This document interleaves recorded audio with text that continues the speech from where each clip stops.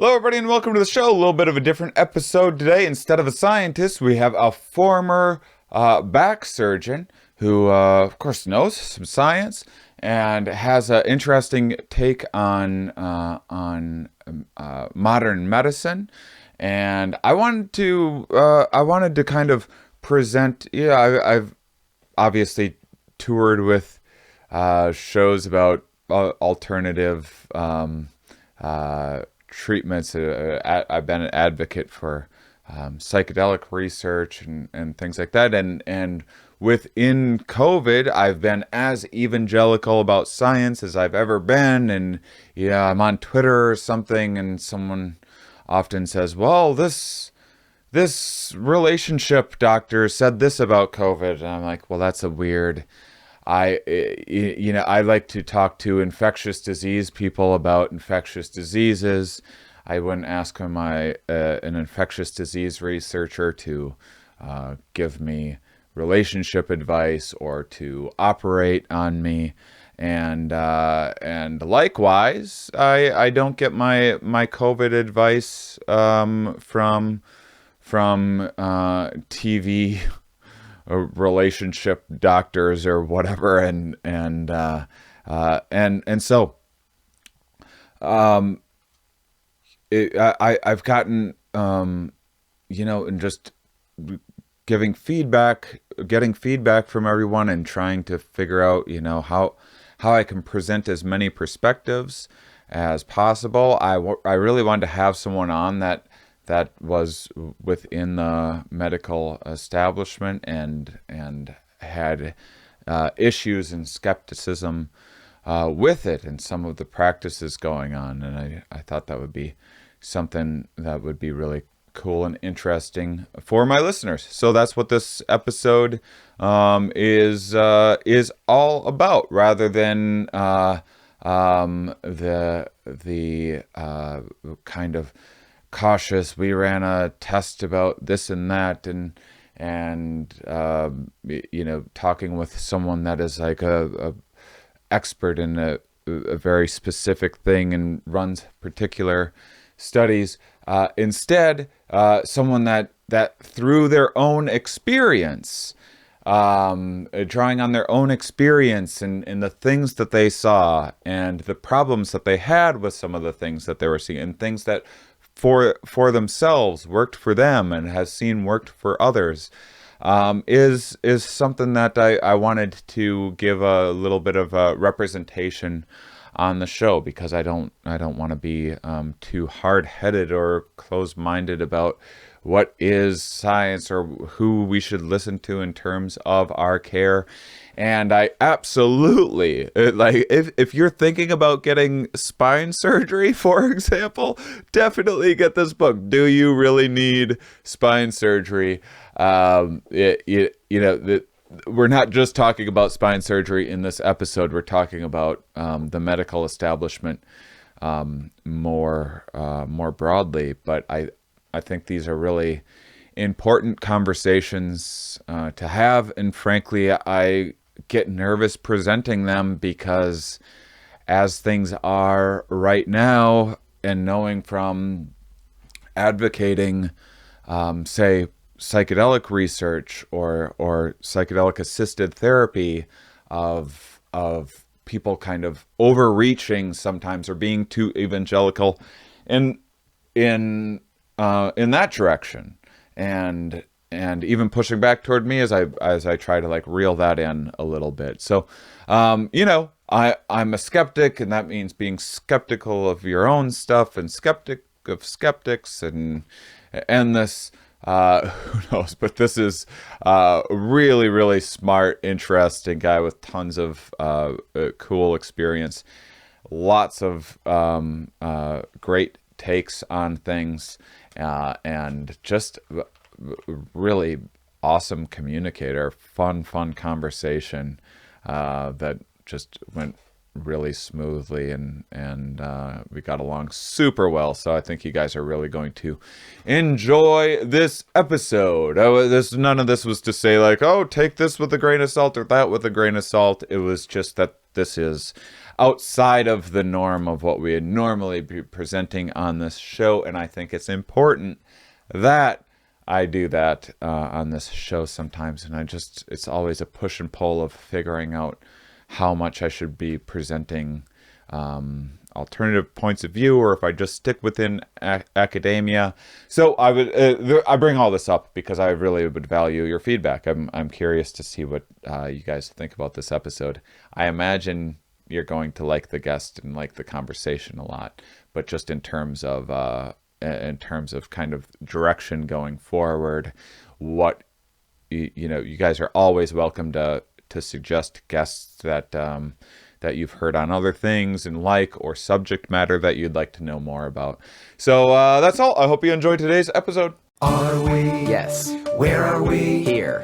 Why are we here? Not entirely clear. We are misfits thrust into existence by random chance, with no hints at all as to how we're supposed to make sense of it all. It's immensely bizarre. Here we are. Hello, everybody, and welcome to the Here We Are podcast. I am former stand-up comedian, and maybe stand-up comedian again when that occupation exists in the future. And more importantly for you guys, science enthusiast and host of this wonderful podcast, Here We Are. I'm a little biased because it's my podcast, but each week on the podcast, I interview typically an academic, someone in the scientific fields about their research. This week, I have the second surgeon ever on the podcast. I think this is going to be around episode 315, something like that, David. And you're the second surgeon that I've ever had on. Okay. First surgeon actually did a surgery on me. So, Okay. For whatever that's worth. Can I ask what kind of surgery? Absolutely. I had, I jumped off something. So, by the way, let me finish introducing you. Author of the book, Do You Really Need Spine Surgery? David Hanscom. And I'm going to let you kind of fully introduce yourself and your background. Quickly, I have, boy, you know what? I was going to say I hope to not annoy my listeners with this story again too much, but I don't think I've told it in a while, and I'm sure I have a lot of new listeners. It was actually the week before I was supposed to record my first Here We Are podcast, which would have been recorded in June of 2015. I was out hiking, jumped off something that was a bit too high, had barefoot running shoes on too. Not good for jumping, and I broke both of my heels. Oh boy. One of them exploded. I had a foot surgery, which they were reluctant to even do, as it was pretty complicated. Right. And then I later, let's see, that would have been, so it was slow to heal. And then right around December of that year, started having fevers, had a bone infection.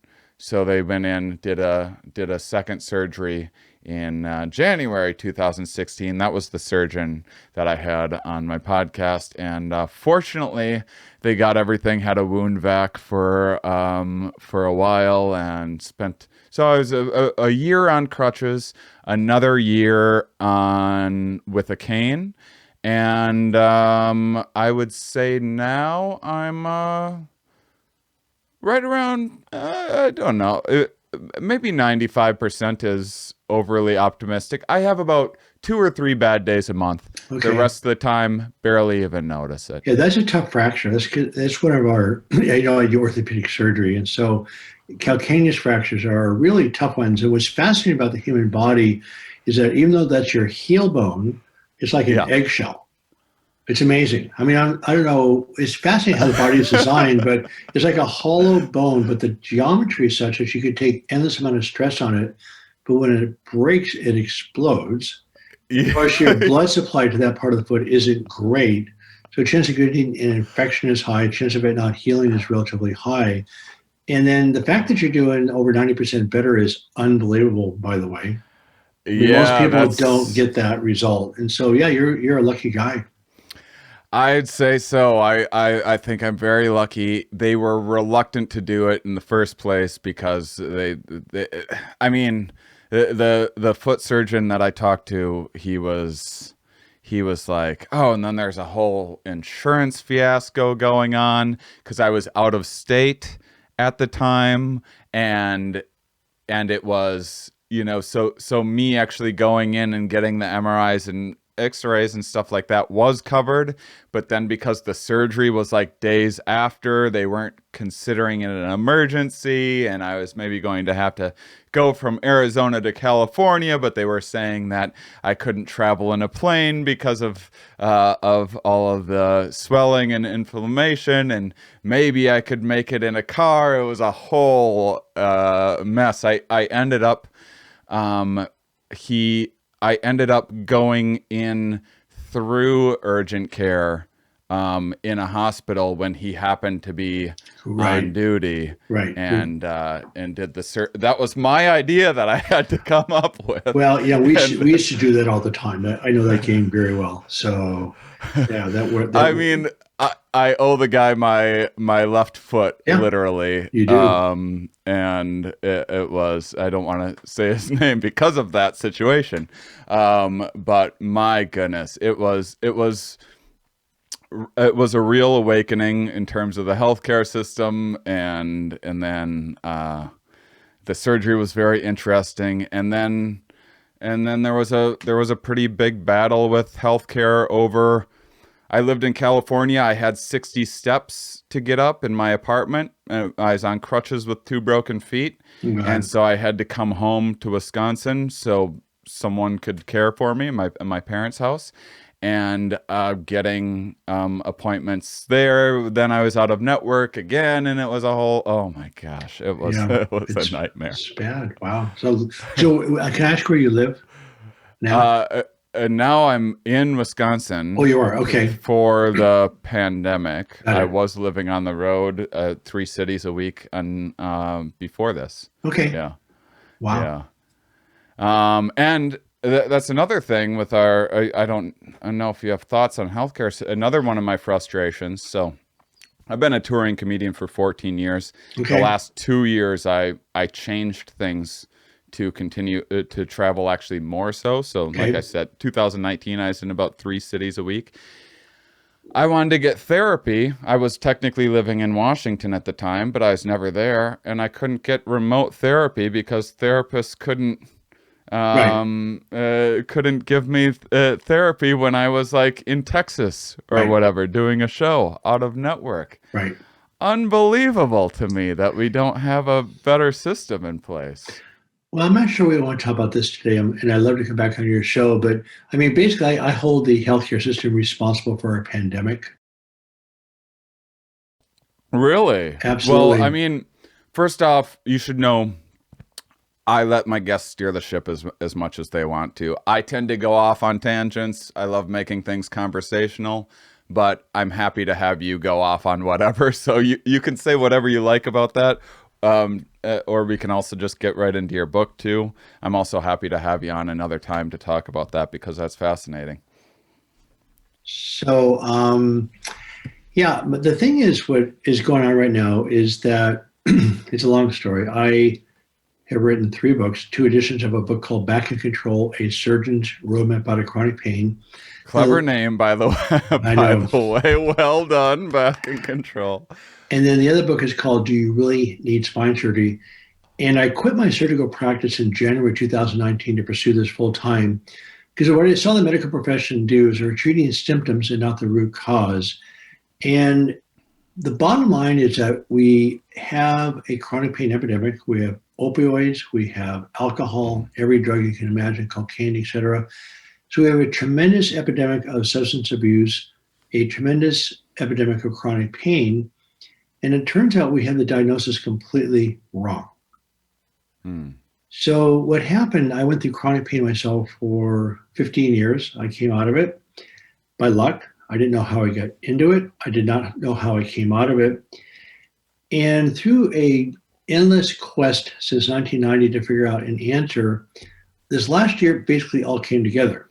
Now, that being said, I say that nothing's ever absolute as far as medical knowledge. But what happened in 1990, I was driving across the 520 bridge in Seattle and had a panic attack, which means my heart started to race. I started to sweat. I thought I was going to die. And I went from being a fearless spine surgeon. I've done spine surgery for 32 years, a lot of complex spine surgery. And I was used to dealing with stress. And all of a sudden I go from that to a panic attack. And I swear to God, I didn't even know what the word anxiety meant. So how did I go from a fearless surgeon to crippling anxiety in one day? And then I could not put that back into the back for over 15 years. Couldn't do it. So then I started developing multiple physical symptoms like migraine headaches. My feet started to burn. My ears were ringing. My stomach was a mess. I had over 17 symptoms associated with chronic pain. I still did not know what was going on. Obviously, being a physician, I had access to all sorts of medical care.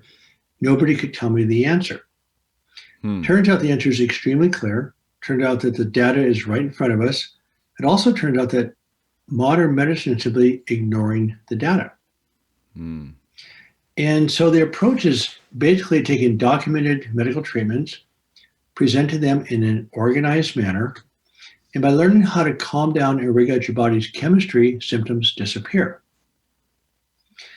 Basically, the problem is threat versus safety. When your body's under threat, you have your heart races, you breathe faster, you sweat, your muscles tense up, become hyper alert. That's not psychological. That's a response to the environment. Our body automatically directs us in a way to feel safe. And so what happens is that you automatically avoid too bright of a light, too loud of a sound, hot pavement, hot stoves. So your body's on autopilot. Every living creature gravitates towards reward and avoids threat. What happens is that humans have a unique characteristic called consciousness. We have language. We happen to put a name on this sensation called anxiety. And so what happens, anxiety is a response to a threat. It's not the cause. Anxiety is just a word that describes your body's chemical state when you're under threat. What also happens is that we also know that mental threats express unpleasant thoughts, emotions, repressed thoughts and emotions are also a threat that's processed in the same way as viruses, bacteria, bullies, etc. Physical threats and mental threats are processed in the same part of the brain and they have the same output. So you have unpleasant sensory input, either mental or physical threat. You have your nervous system that processes it. Then you have a response that automatically keeps you safe. You'll pull your hand away from the stove. You'll look away from bright light, etc. But humans have a major problem in that we cannot escape our thoughts. Yeah. Right? Yeah, I can think about a threat. I can think about a threat 40 years from now. I can think about a threat I can think about the sun burning out millions of years after I'm dead, and think about threats that I'll never have to experience. Right. But my cat doesn't think about stuff like that. Right. And I used an example on an earlier interview today where yesterday I had some friends in the backyard. My wife's cousin was over with her kids and grandchild. And so she had a small dog. And for some crazy reason, I thought it would be a good idea to bring my cat into the backyard. Like, this friendly dog, my cat's sort of benign. And it didn't go well. My cat just went crazy, started hissing, screaming, and took off like a rocket. So that was her response to this perceived threat called this dog. So she had a chemical reaction. She took action, she took off, and she was safe. She's been programmed that dogs are dangerous. Same thing, humans, we are perceived, lots of physical things are dangerous. But if you were bullied at school 30 years ago, and a person walks up to you that resembles that bully, what's your brain going to do? So what happens, we get programmed by our past. We stay safe and we stay alive by this response to the environment that keeps us safe. It's how we evolved.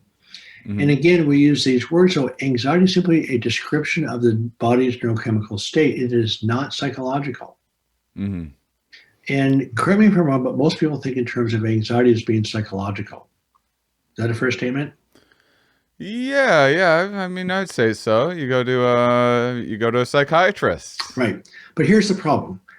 Your unconscious automatic brain Hmm. processes about 20 million bits of information per second. 20 million. Hmm. My pupils dilate, they constrict, I shift in my chair, I automatically behave in a way. In other words, when I'm talking to you, I'm not thinking about how to move my tongue or my jaw. It's all automatic. It's Hmm. incredible how living organisms evolve. Same thing with my cat. She jumps fences. She does all sorts of crazy acrobatics. It's all automatic. Hmm. So again, humans have language that processes thoughts and concepts in the same way we process any other physical reality, and we react to it. But this unconscious survival set of reactions processes about 20 million bits of information per second. Guess how much the conscious brain processes? Oh, a little tip of the iceberg there. 40, 40. It's 20 million compared to 40. Yeah, Okay. So, yeah. how are you going to conquer anxiety mentally? You're not going to do Right. it. Right. Mm. So, and again, anxiety is this whole body response to a threat. I Hmm. do not like the word integrated medicine anymore. I do not like the word mind body syndrome because it implies a separation. But how does your body exist without a nervous system? Doesn't happen. Right. How does your nervous system exist without your body to support the nervous system? Hmm. So it's all just one unit. And again, this thing we call anxiety is simply the body's total response to the environment. Now, mental threats, if you want to call it psychology, is what it is. I don't like the word psychology anymore because it's such a loaded question. But the mental threats are a problem because you can't escape your thoughts. Hmm. Every human being has this problem. We have sustained exposure to these unpleasant, repetitive thoughts. And then we don't suppress positive thoughts, we repress negative thoughts because we don't like them. And the reason we don't like them because it gives us you this uncomfortable sensation that we call anxiety.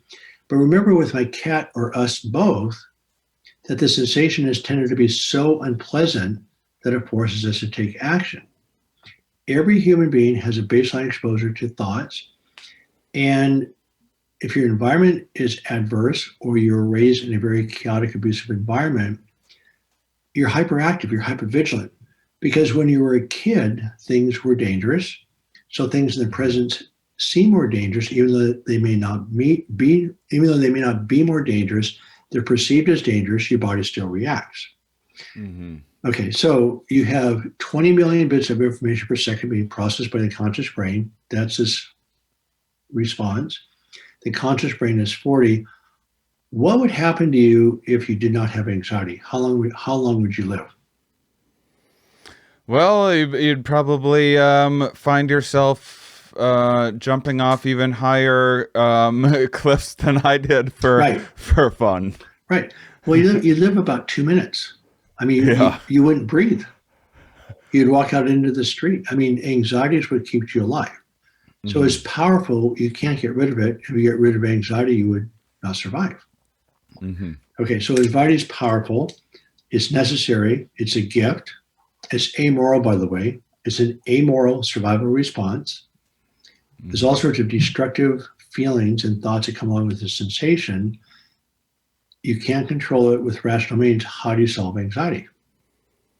And you won't answer the question, by the way. It's just a rhetorical question. All right. But I really want you to think about Yeah. this for a second because this is the essence Yeah. of my entire project. I actually quit medicine to do this because it turns out Yeah. I was doing surgery on anxiety and Hmm. it doesn't work. In fact, it makes things way worse. And I'll explain that in a second. So Hmm. anxiety is not psychological. That response is physiological. In other words, that's how the body works.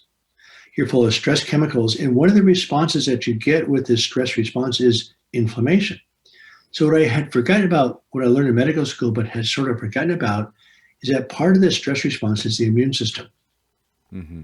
And so you have this huge inflammatory response in addition to the physical, in addition to the heart rate, et cetera. And the problem is, under sustained threat, especially repressed emotions, your body's inflammatory markers are way up.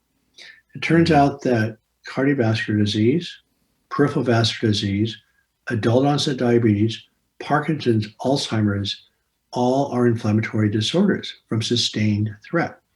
because these white blood cells, or these inflammatory cells, just chew up the blood vessels.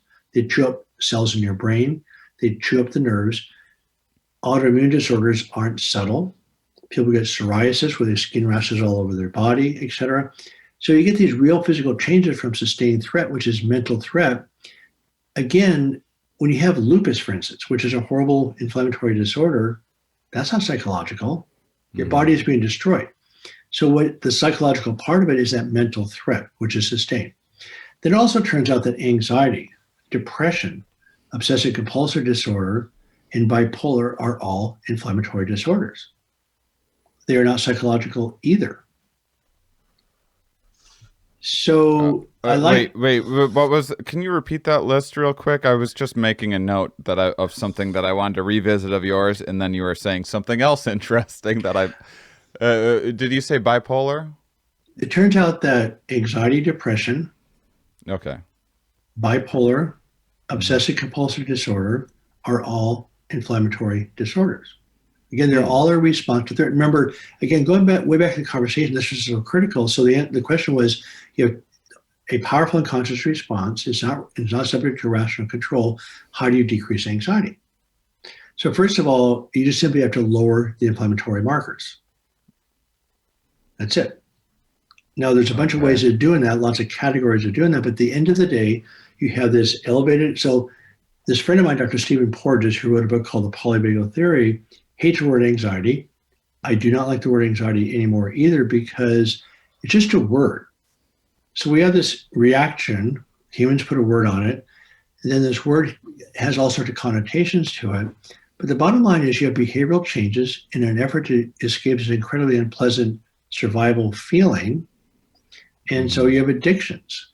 Well, okay, the addictions are a way of masking that feeling that don't work long term. They work short term while you're totally loaded. Well, actually, guess what? You're not feeling much pain. You're not feeling much pain, right? So we have these endless efforts in life of trying to escape this survival feeling. And the reality is there's a bunch of ways simply to drop down the feeling. So there's three parts to doing that. One of them is to understand is what you have, it's not who you are. I wrote a website post called Anxiety, Your Bodyguard or Prison Guard. Anxiety is what you have that keeps you alive. It's a gift. But if your identity gets wrapped up in this reaction, then it becomes your prison guard. What imprisons us in life is basically our anxieties. So the first step is separate from it. So I say, look, get rid of the word anxiety out of your vocabulary and visualize a large thermometer on the opposite wall and just use the words elevated stress response, elevated sympathetic nervous system response, whatever you want to call it, just create a term for this elevated stress response. Get rid of the word anxiety and visualize if you're agitated or upset or whatever it is, you just simply visualize how high the thermometer is going. Then there's a bunch of ways of just dropping it down. That's what solves anxiety. What doesn't work is talk therapy. Right? I love that you said even though I'm an advocate for people I'm an advocate for people expressing themselves and sharing what they're going through. I think that one of the things, even though I haven't really done much therapy myself, one of the things that's appealing about it is that being from like a wholesome small town Midwestern rural upbringing, like it was a pull up your bootstraps. You never talk about any issues and you grin and bear it. And if you don't have anything nice to say, don't say anything at all. And there was no real vulnerability there. And so I enjoy the expression of vulnerability, but at the same time, I've always been a little skeptical of therapy. And I find myself, I say this quite a bit because I talk about depression a fair amount on this show, is that I find that sometimes when you mentioned kind of becoming a part of your identity, I've talked about this with comedians go through this of like becoming the sad clown, and I broke down kind of my take on how that happens sometimes, but it does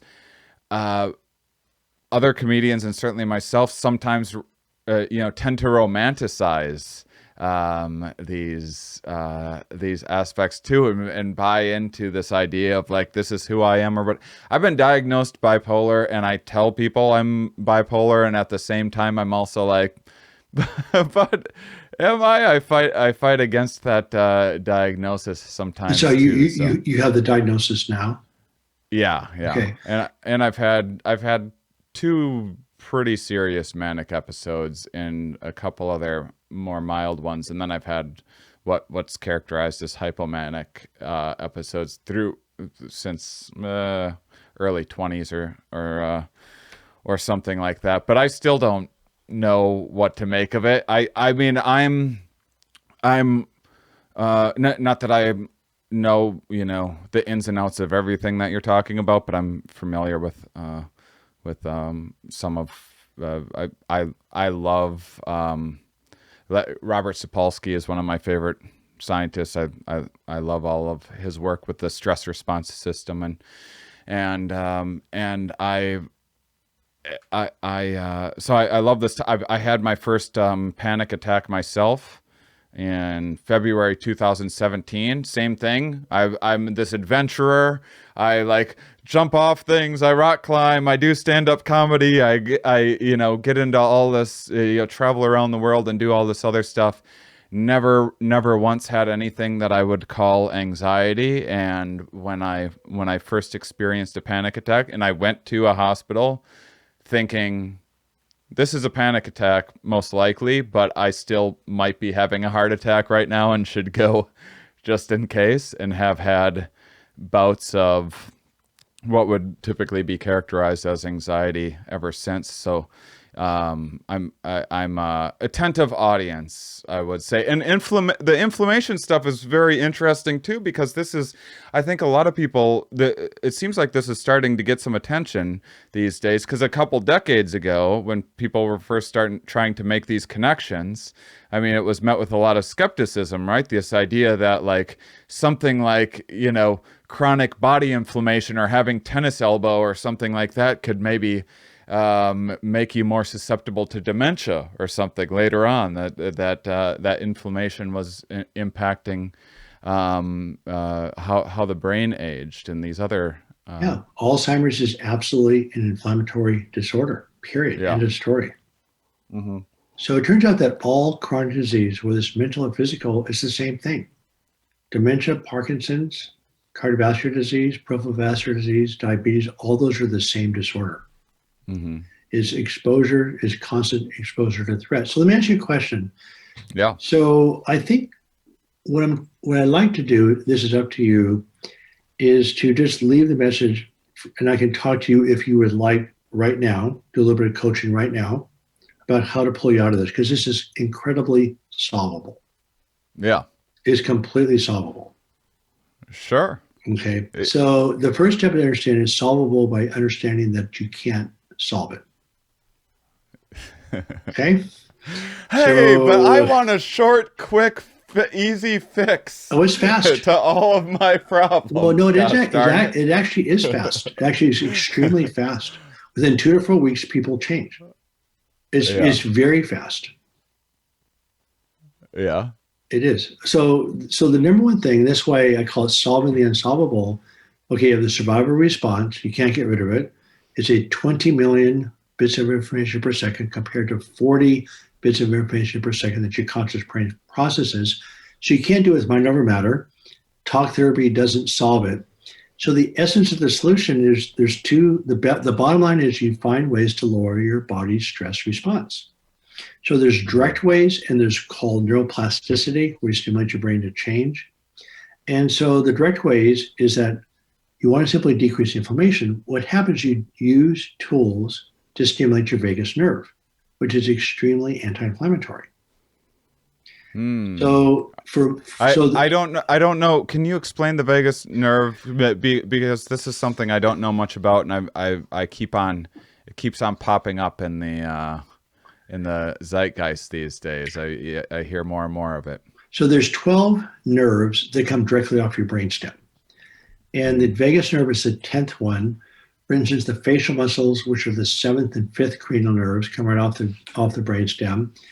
And the vagus nerve is what controls your stomach, your bowel, your bladder, inflammation. The vagus nerve is essentially the parasympathetic nervous system. So that calms things down. Yep. The sympathetic nervous system is what fires things up. And what you're doing is that you're stimulating your parasympathetic nervous system or the vagus nerve to calm things down. So for instance, just, drop your shoulders for a second. All right. Take a deep breath. And we found out that slow breathing, just breathing slowly, nothing special about it, stimulates the vagus nerve. When you rub your forehead right through here, that actually stimulates your fifth cranial nerve, which goes to the vagus nucleus. When you rub the back of your neck, you're stimulating the 11th cranial nerve, which is around the accessory nerve. When you hum, just humming, stimulates the back of your throat, vibrates it. That stimulates the 7th cranial nerve, which again stimulates the vagus nucleus. There's certain pitches of music like lullaby type music works because you're directly stimulating the vagus nerve. So things that actually drop inflammation are direct things that mindfulness, meditation, relaxation, massage, all those things directly stimulate the vagus nerve. They are anti-inflammatory. So it's not some psychological type process. You're simply honoring the body's physiology and calming it down. So those are direct ways of dealing with it, which are necessary day to day, minute to minute. But the other category, which is equally as important, maybe more important, is I'm assuming from what you just told me that you understand the word neuroplasticity. Hopefully your audience does. Absolutely. Right. I even have a wonderful story for you, but please go on. Right. So your brain changes every second. And when I was in medical school 40 years ago, we thought the brain was fixed. It didn't change. Every second, your brain changes structure. New cells, new myelin, new glial cells, new structure all the time. So you can't control your brain, but you can sculpt it and direct it to whatever you want. And the metaphor I like to use, you're basically creating a new desktop on your computer, a virtual desktop. And this new set of brain circuits doesn't include pain. So what you do is if you're trying to fix the problem, you're trying to fix your pain, trying to fix your anxiety, where's your attention? It's on the problem, not the solution. The metaphor I like to use is that of learning a new language. You don't learn French by trying to fix your English. You learn French by focusing on French, and that's where your brain, I love that. That's where your brain goes, right? Yeah. So same thing with my terrible golf swing. I've never had a good golf swing because I'm always trying to fix my bad one. I'm not visualizing my new one.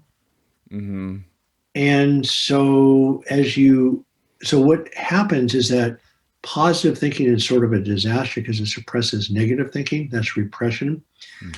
But the way you solve chronic pain is you create new circuits that don't have pain. So the sequence of neuroplasticity is awareness, then you separate, create some space, and then you reprogram. And so, David, if you're trying to get me to, if you're trying to get me to stop hating myself, good luck, buddy. I have a career that I have to. You don't have to. So you can't do that. They're embedded circuits. Okay. You can't get rid of them. Yeah. That's the key. And this is solving the unsolvable. Right. Right. So what happens, you literally program your brain, you become a sculptor. You start sculpting your own reality, which again, not positive thinking, but a positive vision. So you can't change the past. You can't change the links to the past. And when you quit trying to do that, it releases a tremendous amount of energy to actually move forward. And as you move forward, your brain goes to a different spot and things change dramatically. So basically, it's about neuroplasticity. You're stimulating your brain. You're stimulating your brain to change the direction you want. You're not trying to fix or analyze the past, and that's why talk therapy doesn't work. Because where's your attention? It's on the problem. So anyway, so in summary, you basically separate this anxiety reaction or elevated stress response from who you are. Visualize that thermometer, and then there's direct ways of dropping down the stress response with breathing, relaxation, sound, etc. Then you can stimulate neuroplasticity with the sequence of awareness, separation, and reprogramming. So what I've done, I wrote this book called Back in Control, A Surgeon's Roadmap Out of Chronic Pain, which gives you the framework of everything we just talked about. And I've sort of learned the hard way. It's too hard to explain this in a short segment, even in my patient's office with time. So the book gives you the background of what we're talking about. Then I created a website called backincontrol.com, which between the book and the website, probably over 1,500 people have gone to pain-free. And it's the mental pain that goes to the floor.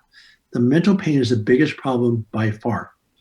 And one of my website posts is that am I operating on your pain or your anxiety? But if I give patients the choice to get rid of their physical pain or the mental pain, they want to get rid of the mental pain. They can't tolerate the relentless anxiety. Same thing with me. I developed a full-blown obsessive compulsion disorder, which is horrible mental pain. It's the ultimate anxiety disorder. The prognosis is terrible. I'm fine. I'm perfectly fine. In fact, I'm thriving at a level I never knew was possible. So what happens, again, when you try to fix these things that aren't fixable and separate and move forward, is just consistently remarkable. So what happened last week, and I released a new process called the DOC journey, the DOC journey. It stands for Direct Your Own Care.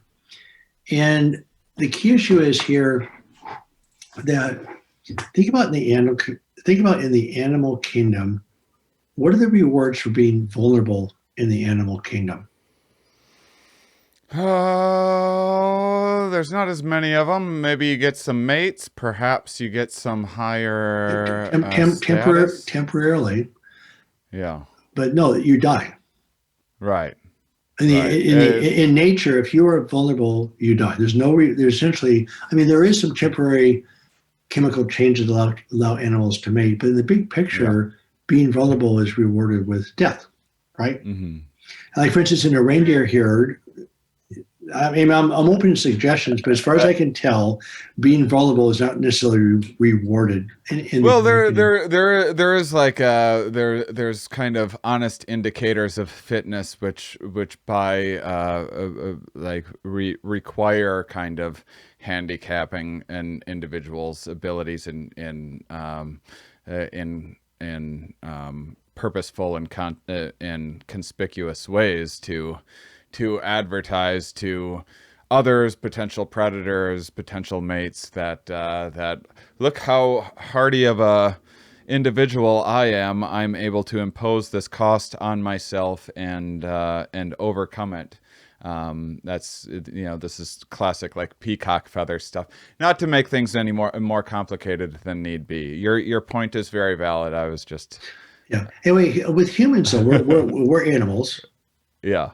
Okay, but with the peacock and the feathers, basically that's a power show. That's not that person showing that this person's is powerful, not vulnerable, right? Right. So so the human experience, we're animals also. So our basic survival instinct, again, the anxiety frustration factor is a survival response. It's powerful, and it keeps us safe. Mm-hmm. Okay, so the essence of humans have a problem called language and consciousness. We cannot escape our consciousness. What makes humanity worth living is vulnerability. But we're not programmed to do that. Mm-hmm. So we're anxious, we're frustrated, we're trying to survive, we're competing with each other for resources, et cetera. And so we're constantly doing this thing called self-esteem, that I've got this, and this compared to this, and this. It's an endless judgment pattern, which, by the way, doesn't help anything at all. In fact, it's pretty deadly. Different topic. But in general, the essence of life that makes life interesting and rich is human relationships and play. But unfortunately, that's not our instinct. So we're still finding anxiety and frustration. And the essence of the process of healing is actually a learning to be vulnerable. So remember, the antidote to anxiety is control. When you lose control, your body kicks in more stress chemicals and you become angry. Anger keeps you safe. Anger is also the complete block to rich relationships. It's also the block to healing chronic pain. And the problem is, the biggest block to healing chronic pain is people do not want to give up their anger. It's powerful. So anxiety is vulnerable, anger is powerful. People do not want to give it up. But they're also programmed to be that way. But the problem is not wanting to give up the anger, it's the lack of capacity to be vulnerable. Mm-hmm. right? Mm-hmm. So that's what the process does. So it's called the Doc Journey, the Direct Your Own Care Journey. It's at thedocjourney.com. And it's a process based on awareness, hope, forgiveness, and play. And you can't really truly play when you're angry. So what happens, there's a sequence. So what happens, and you also cannot become vulnerable unless you've trained your brain to become vulnerable. And you don't want to become vulnerable with people that you don't trust. I mean, you have to Mm-hmm. trust somebody to be vulnerable with them. And so it's a process of training your brain to respond to threat in a way that you can handle it, not mind over matter. But as you learn to be vulnerable, then you can start giving up your anger. Then life starts to expand. So again, going back to the original conversation, we're covering a lot of material here is threat versus safety. Yep. The essence of the problem is exposure to ongoing threat. The essence of the solution is teaching yourself to feel safe. And it's a learned skill. Hmm. I Hmm. Well, I was going to share that. Whatever. I guess I'm going to share it anyway. I was. Uh, when you're talking about neuroplasticity, it made me think of something pain-wise that happened that was really pretty miraculous. It was so. This was 2017, just over 2 years after I had first broken my foot. I just stopped using a cane. I think I still had it in my car or whatever. Still had foot pain. I went and did ayahuasca at a place. It was my third time doing it or whatever, and it was psychedelics, kind of known for their neuroplasticity. And I had I. I'm a fan of psychedelics. I'm also skeptical of people claiming too much and being a bit evangelical. I've even done it myself in the past, and I had this absolute just one of the most interesting things happened where, and by the way, it also led to a manic episode, so this isn't some like go out there and do ayahuasca story, but something very interesting happened where the medicine woman that gave it to me beforehand, she was like, you should focus on that foot of yours. And I was like, yeah, okay. And just didn't really pay any attention to that whatsoever. I had ayahuasca twice before that. It was pretty mild. And this was a big experience. And what happened was afterwards, I mean, even like the following day, I walked normally for the first time in 2 years, and that lasted for about a month. And kind of what I realized from that experience was that much of my pain and much of my limp at the time was just habitual. I was just so used to walking that certain way and used to the foot being painful that I had built these patterns and was oversensitive to it.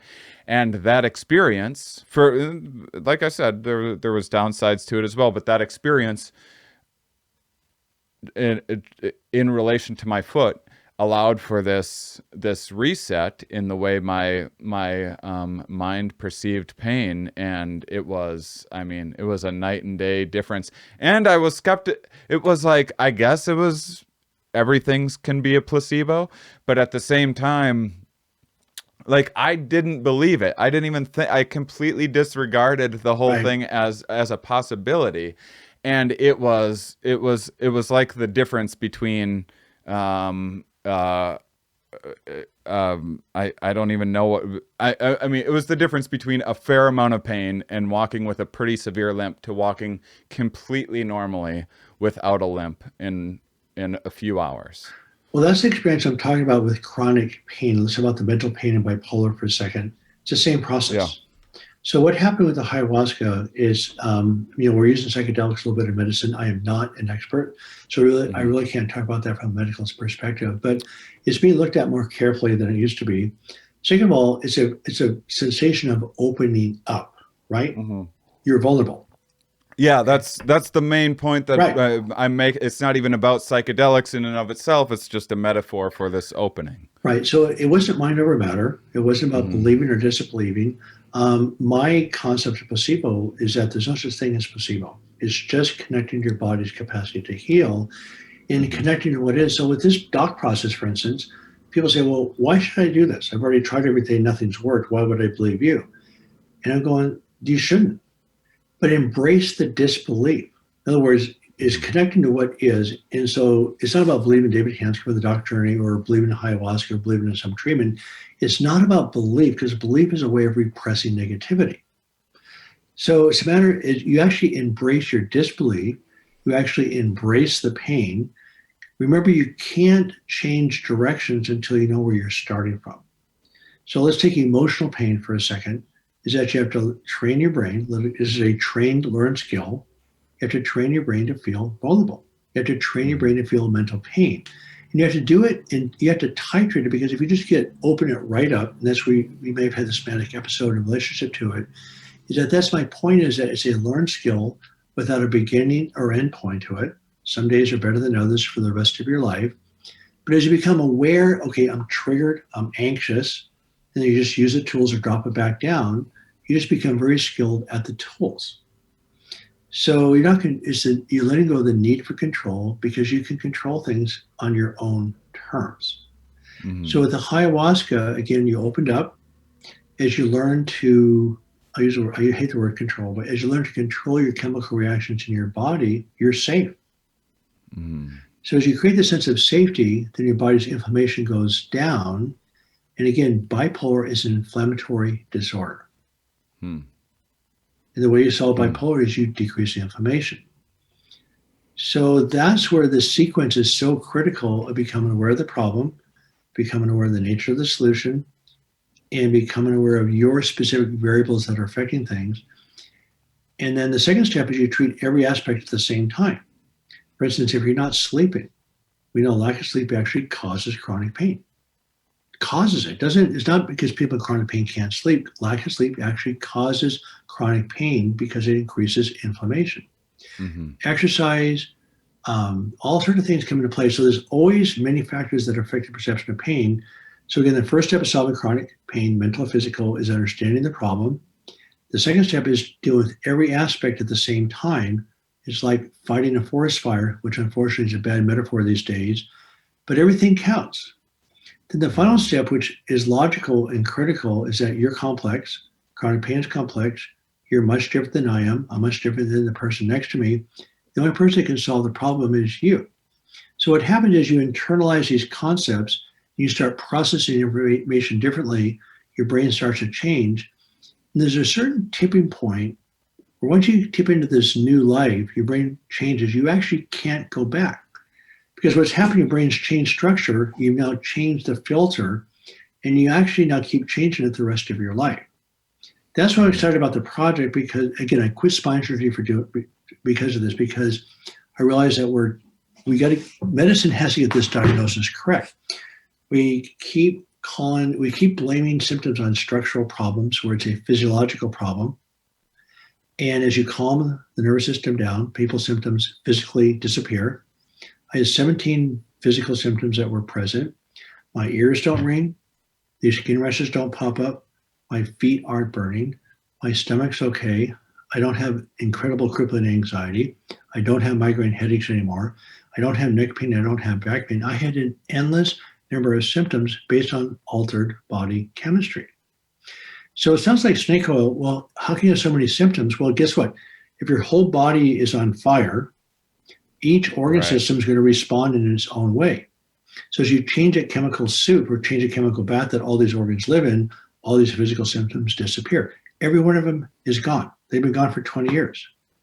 My Hmm. patient has the same thing. They have 15, 20 symptoms, almost every one of them, as they start calming down the body's chemistry, their mood improves, pain drops down, migraines disappear. And what happens as you quit fighting anxiety and frustration, you begin to thrive at a level that you never knew existed before. So what happened, I was seeing 3 to 5 patients every week having surgery on normal spines for their age, normal spines, having really bad things done to them. The downside of a failed spine surgery is a disaster. Mm-hmm. At the same time, I've watched conservatively at least 1,500 patients go to pain-free, doing nothing as far as risk. So it's a process. You engage in it, little parts of it the rest of your life.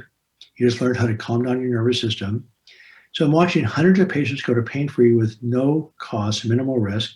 I'm watching dozens of patients go through really bad, damaging procedures.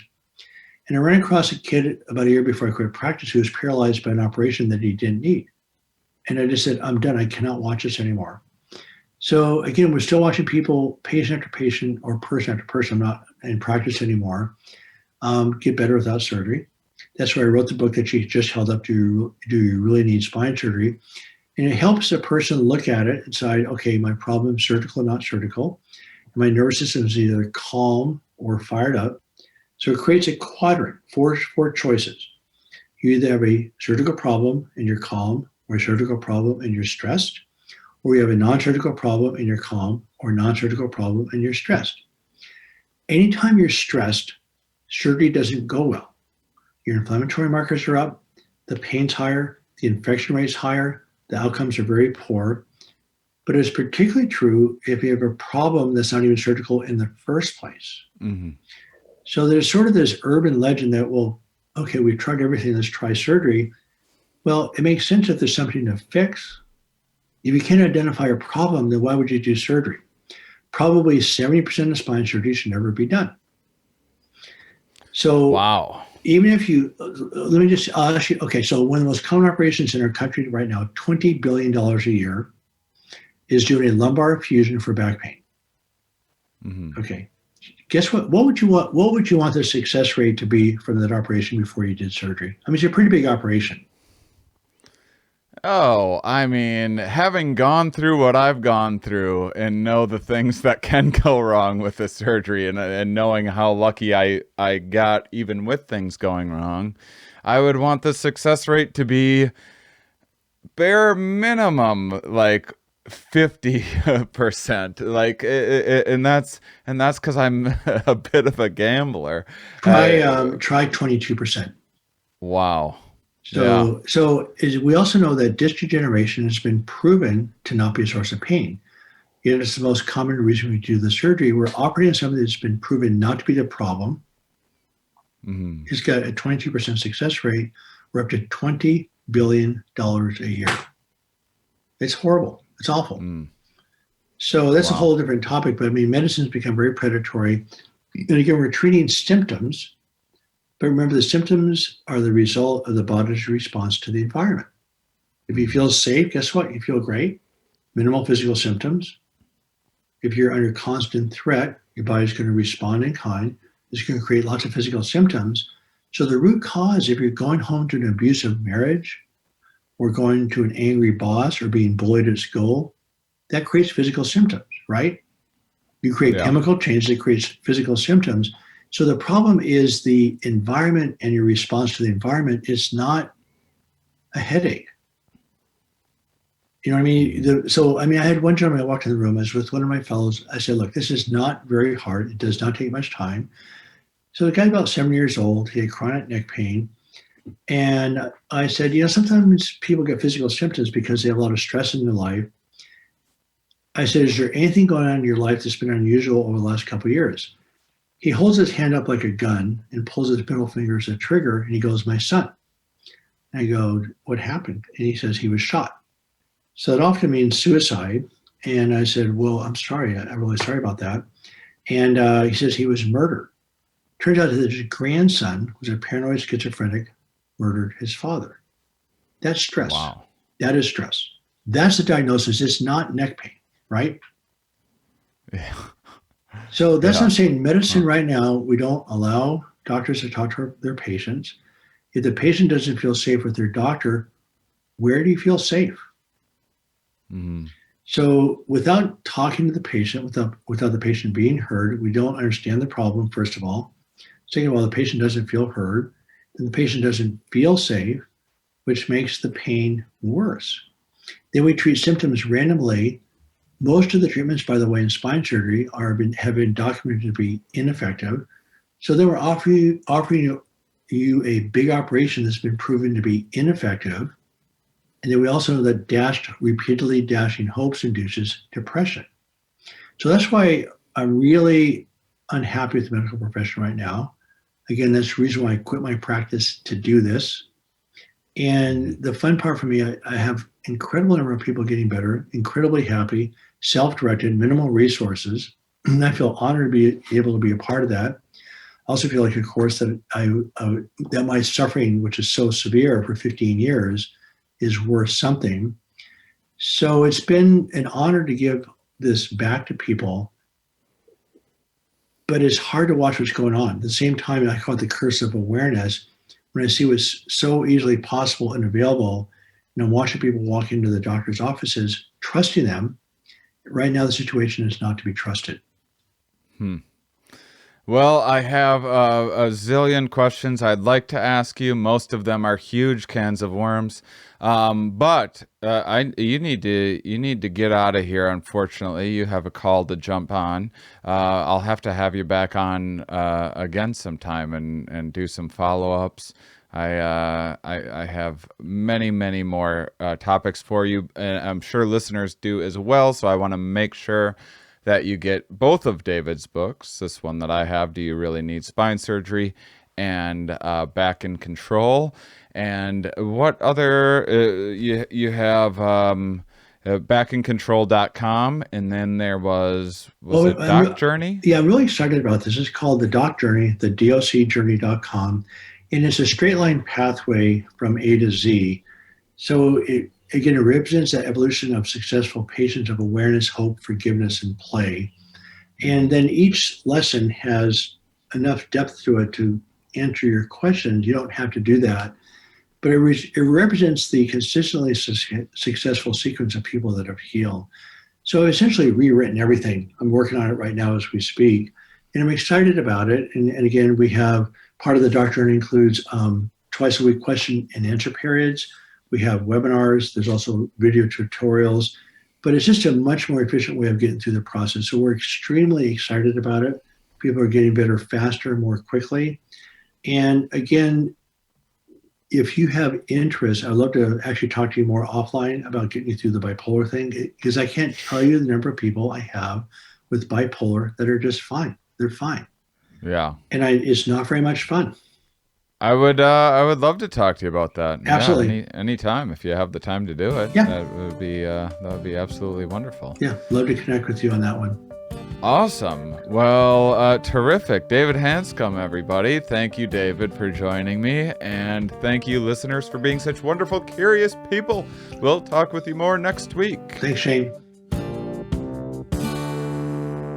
All right, everybody. So I hope you enjoyed the episode. Again, a little different than the average podcast, not as academic.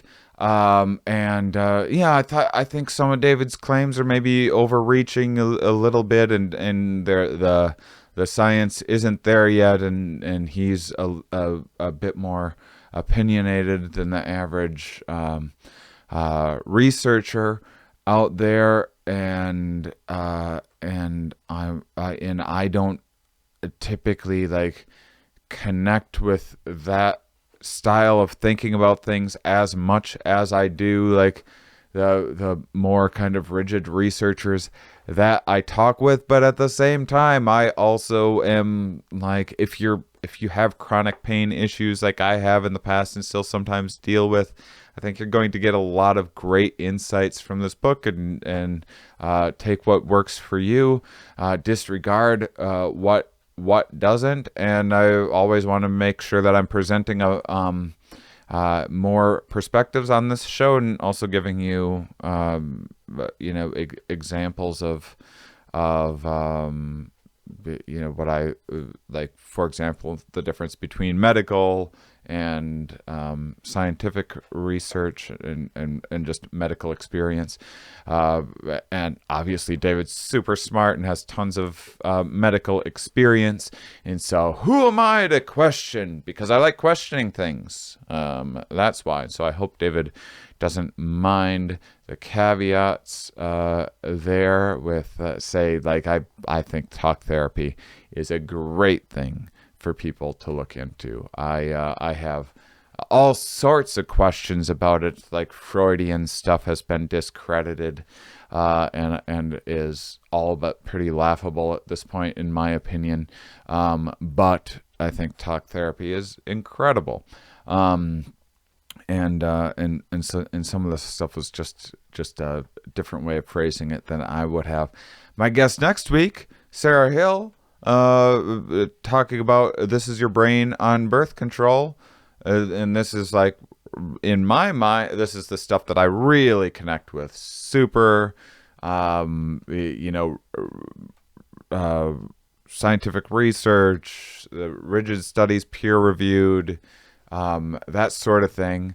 And at the same time, I'm sure she has a bunch of other scientists that disagree and everything else. So this episode was just a good reminder that there's tons of perspectives out there that I think are really valid and important and great points that sometimes are neglected on this show. And also we should be questioning every guest I ever have on this show, and me and science. I think that's that's a big, I think about any one of the guests that I have on this show would advocate for always doing more research and checking and thinking for yourself, and being skeptical of things. So yeah, fun times, guys. If you want to support what I did, if you want to fill the old tip jar here, go to patreon.com/Shane Mauss. Got the Discord on there that you'll have access to. Kind of finishing up some classes that I've been attending this semester, so I'm hoping to put some other things in high. I always have a lot of different projects I'm working on and things I'm researching, and a bunch of stuff I'm real excited about that you guys don't always get to see all the behind the scenes stuff until I'm ready to start presenting them. But I think that as far as this podcast in particular, I think I'm trying to ramp up a few things to kind of turn things up a notch a little bit come January. I think it's going to be easier to get more listens and everything else. And after all the politics have maybe died down some, and I think people will be taking COVID a lot more seriously after what I think is going to be a really harsh winter. Heads up, that's just my imperfect prediction, that I would really buckle down, and I would skip those holiday get-togethers and anything else that you can. I think it's going to be really awful, straight up. And I'm happy to be wrong, and I hope that I am.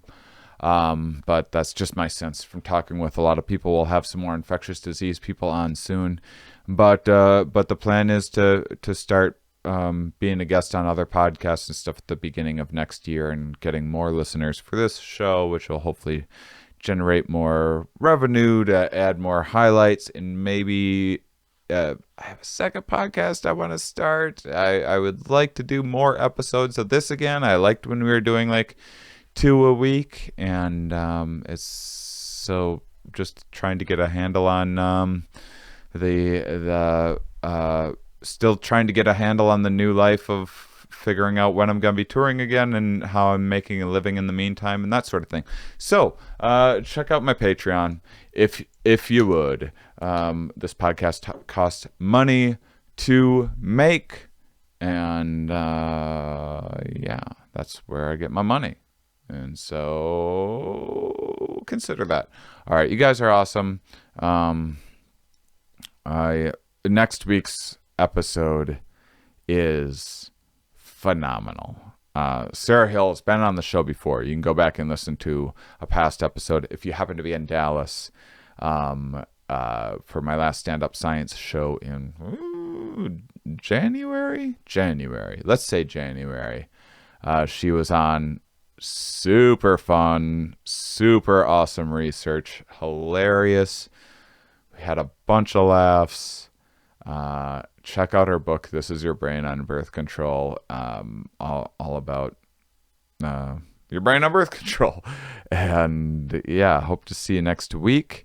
And check out Lost Sailor Design. If you think about getting some leather goods for Christmas presents, you can enter Here We Are 20 to get a 20% discount. And that's also helping me out. I get a sweet, sweet cut of that. So get a Here We Are thing or any of his stuff, purses, notebooks, stuff like that. And talk with you guys then. Those of you that listen all the way to the end, you are, of course, my favorite.